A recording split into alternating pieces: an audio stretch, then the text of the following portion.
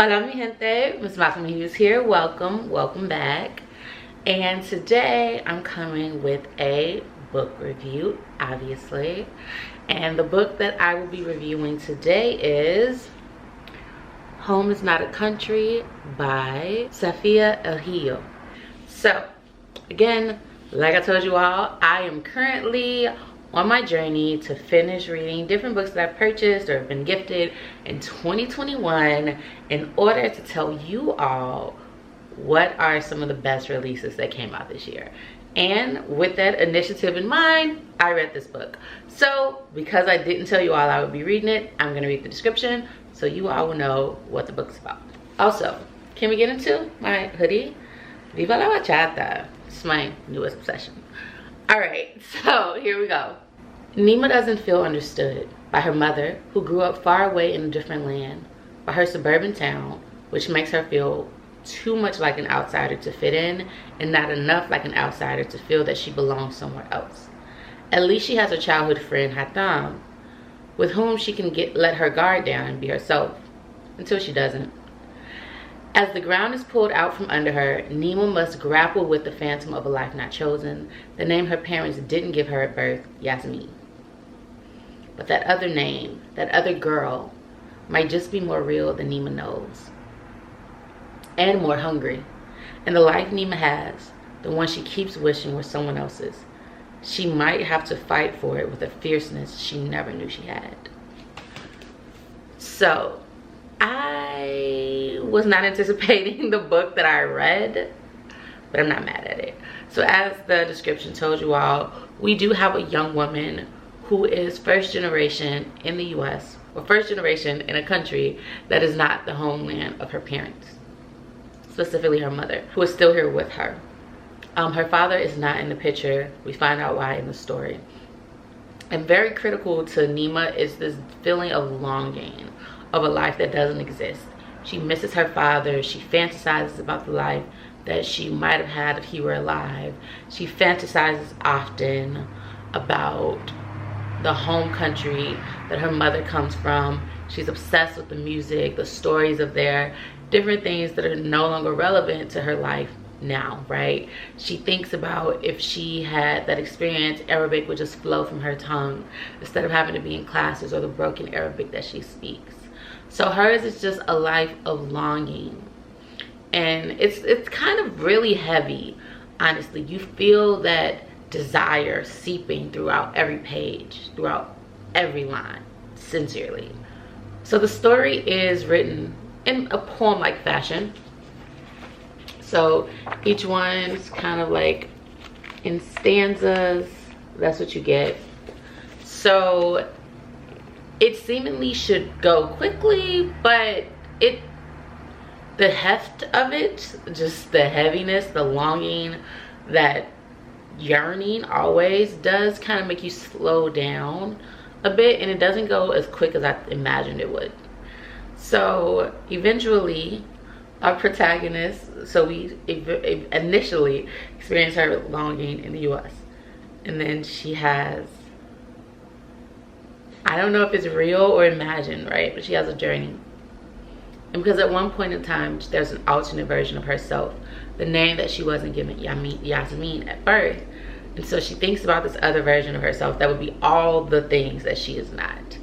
And eventually they go home. They actually go back to her parents' home country. And it's kind of like she gets to go back in time. It really reminded me of, what is that movie, The Night Before Christmas? A Christmas Carol?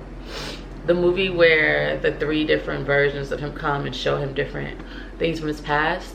This reminded me of that. So she gets to go see things she never knew, see her parents when they were still together and happy. But she realizes in that experience that nothing is as she has imagined it, because that's not real life, right? So she has to battle herself for the life that she didn't think was good enough. But she does actually change aspects of the past to make the present better. Quite interesting, honestly. Very good story about belonging. I think about a young woman grappling with belonging and identity. And I think the storyline itself, conceptually, I think it was pretty interesting. I didn't necessarily love the format and the style of the book. The style of writing itself was fine, but the poem format kind of threw me off initially.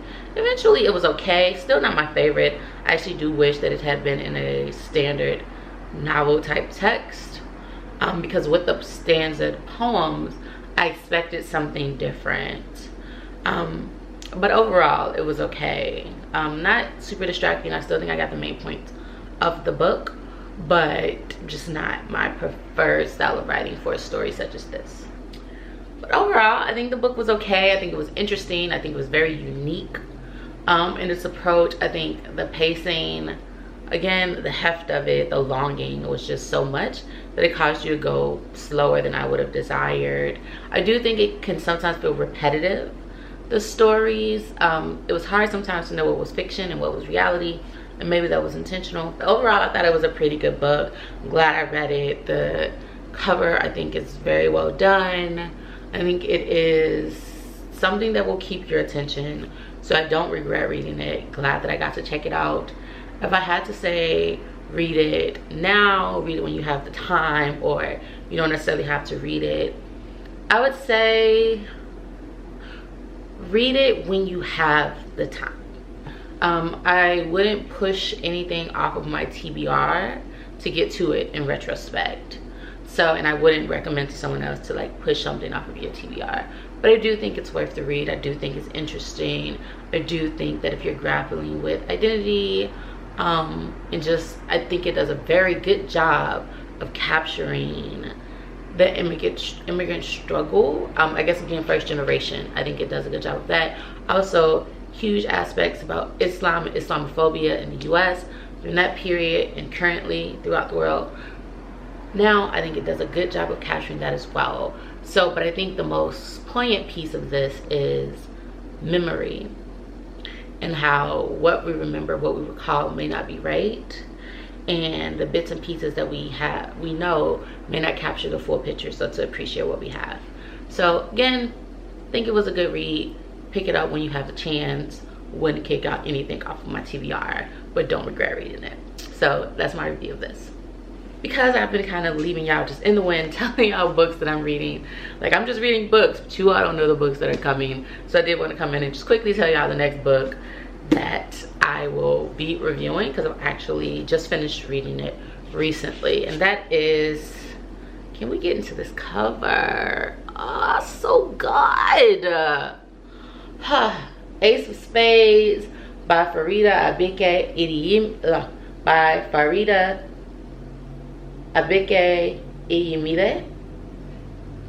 My Yoruba teacher would not be impressed with that. But Ace of Spades, yes. This cover is just stunning. There's some playing cards that came with it up there. Don't know if y'all can see it. This isn't the review for that. So I'll get into that when I review this. That is it for me. As always, I am MsMalcolmHughes, one who believes that books are sometimes better than people. And until next time, please remember to give time, to be kind to each other, and to have the best day of your life on purpose. And if you feel like moving around and dancing, go and viva la bachata. All right, y'all. Until next time, I'm out. Peace. Adabo. Adios.